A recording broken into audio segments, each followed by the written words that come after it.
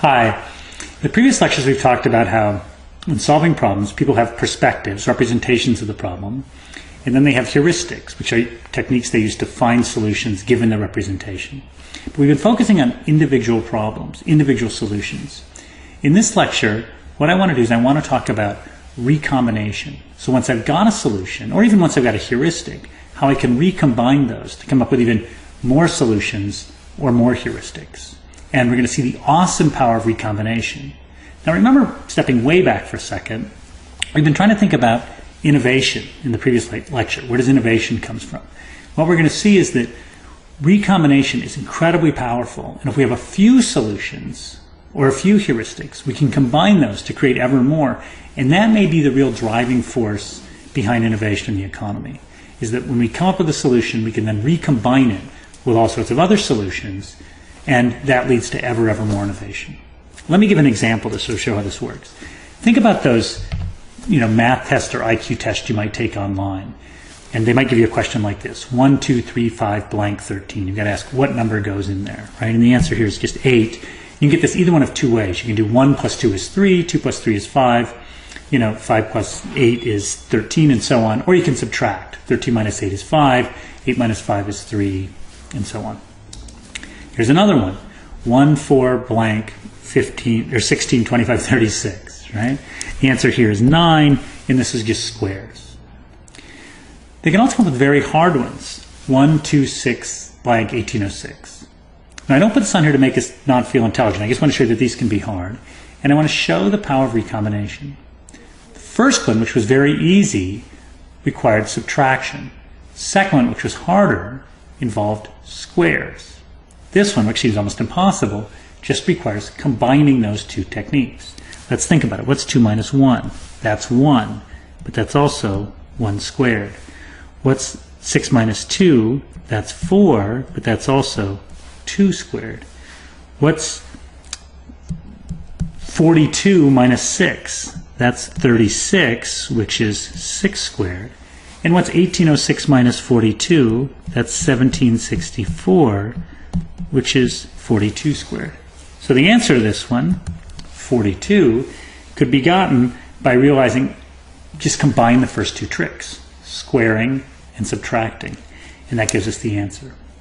Well, this idea that you can recombine is really a driver of economic growth generally, and also a driver of science, because when you come up with a new solution, we can combine that solution with other solutions, and we get this geometric explosion in the number of possibilities. To show you how that geometric explosion works, I want to just do a little bit of math. So let's start with something simple, then we'll do something more complicated. Suppose I've got 10 possible solutions or techniques I can use, and I want to just pick 3 of them. I can think of this as the following mathematical problem. I've got a box with 10 objects, and I just want to pick 3 objects from those 10. How many ways to do it? Well, there's 10 things I could pick first, 9 things I could pick second, and 8 things I could pick third. This actually, though, overstates the total number, because if I pick object A and then object B and then object C, that's the same thing as picking C and then B and then A, or C and then A and then B. So if I think about those 3 objects, there's 3 things I could pick first, 2 things I could have picked second, and 1 thing I could pick third. So these are the different ways of arranging those 3 objects. So I get 10 times 9 times 8 divided by 3 times 2 times 1, which is 120. So if I have 10 solutions, or 10 technologies, or 10 heuristics, or 10 ideas, that gives me 120 combinations of 3. Now 120 doesn't seem very big, and it's not, but the point is we've got way more than 10 solutions, and way more than 10 heuristics, and way more than 10 scientific theories. We've got a ton of them. So let's blow up the numbers a little bit. Let's suppose you have a deck of cards.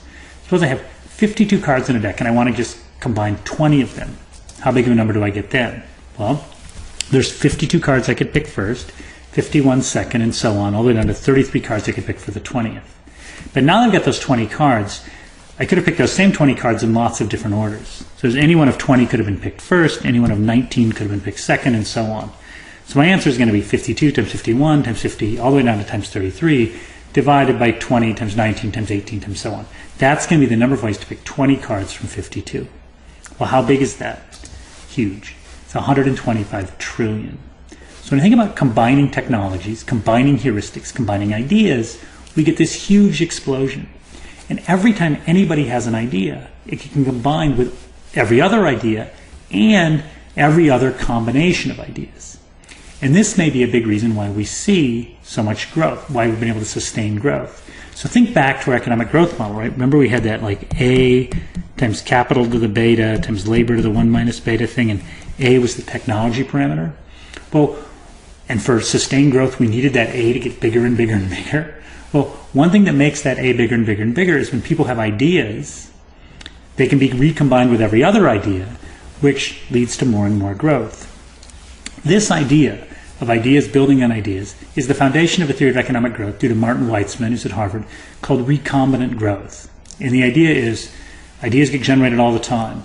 You know, the steam engine gets developed, the gasoline engine gets developed, the microprocessor gets developed, and all these things get recombined into interesting combinations. And those combinations, in turn, get recombined, right, to create ever more growth. So that's the basic idea behind recombinant growth. So if you take something like the steam engine, right, here's a picture of the early Newcomen atmospheric engine, which is really just a steam engine, right? It's got all these things. It's got pumps, right? It's got a steam piston. It's got a boiler, right? It's got a water reservoir. It's got this little like level thing like a teeter-totter. These are all solutions to previous problems. If you think of the gasoline engine, right, it's also got pistons and fuel injectors and all that sort of stuff. It consists of recombinations of all sorts of different problems. So what we get, right, is these big machines, or even the computer on your desk, right? It consists of solutions to all sorts of other problems. So a lot of our inventions are recombinations of old solutions. Take a car. Your car consists of an engine, wheels, steering mechanisms, now consists of all sorts of electronic stuff. So a car, even though it's a solution to a problem, is comprised of a whole bunch of solutions to other problems combined in interesting ways. So it's this recombinations that can drive a lot of growth. When you think about all those parts that went into the car and the steam engine, they weren't developed with the car and the steam engine in mind. They were developed for other purposes. And this is an idea from biology called acceptation. Now, the classic example of acceptation is the feather. Birds developed feathers primarily to keep themselves warm, but eventually those same feathers allowed them to fly. So acceptation simply means this. You come up with some innovation, some solution for one reason, but then it gets exapted, it gets used in another context. So Emily Dickinson famously said, hope is the thing with feathers. It's a good thing to keep in mind, right? Because feathers are this classic example of acceptation. And hope, innovation, change is the thing with feathers as well, right? It's our ability to take a solution for one problem and apply it to something new. What do I mean? Take the laser. The laser was not developed. When they came up with the laser, they didn't think, wow, we can now have laser printers. We can have laser pointers. No, that wasn't what they were thinking at all. They just came up with the laser. So once something's developed, it gets used for all sorts of things that were never expected through this power of recombination. Even perspectives do. So remember my sort of silly perspective on the candy bar, the masticity perspective? Well, you might think, you know, that doesn't really make a lot of sense. Masticity doesn't make a lot of sense as a perspective. It's a sort of a useless perspective. But in fact, masticity might be a really useful perspective for other problems. For example, if I'm coming up with pasta or breakfast cereal or something like that, there may be that sort of a sweet spot in terms of masticity. So that could be a really good way of looking at those problems. So even failed solutions for one problem may work really well as solutions to other problems. So the famous example here, right, is the Post-it note. That the glue that's used in Post-it notes was originally sort of a failure. It was a glue that didn't stick very well. But it turned out to be useful for other sorts of problems, namely making sticky notes. Now there's more to it than this, though. So it's not just the recombination of ideas, because for hundreds, thousands of years, people had ideas. And here's where we've got to sort of reach just one level deeper. If you think about why we've had such sustained growth, how is it that these ideas have been able to be recombined? We have to recognize there had to be some way to communicate those ideas. So Joe Mulcure wrote a wonderful book called The Gifts of Athena. In The Gifts of Athena, he talks about how the rise of things like modern universities, printing press, and scientific communication allowed ideas to be transferred from one location and one person to another. And so it really led to this, huge burst of activity, sometimes called the technological revolution, was the fact that we can now share those ideas and then recombine them. Because, like a tree, if an idea falls in a forest, nobody hears it, and nothing happens to it. So where are we? Here's where we are. We think about innovation. We think about problem solving. Several things going on. First is you have to represent that problem in some way. Second thing is you got to have some way of looking for solutions to that problem. Different people represent problems in different ways. Different people look for different solutions to problems.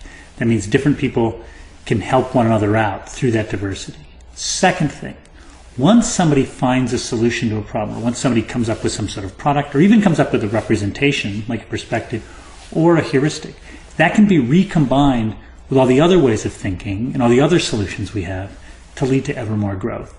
So if you want to ask, where does innovation come from? It comes from two things. It comes from diversity of perspectives and heuristics, and it comes from recombination of those new ideas. And that's what allows for ever improving solutions to problems and ever improving new ideas, new products, new technologies, and new policies. Thank you.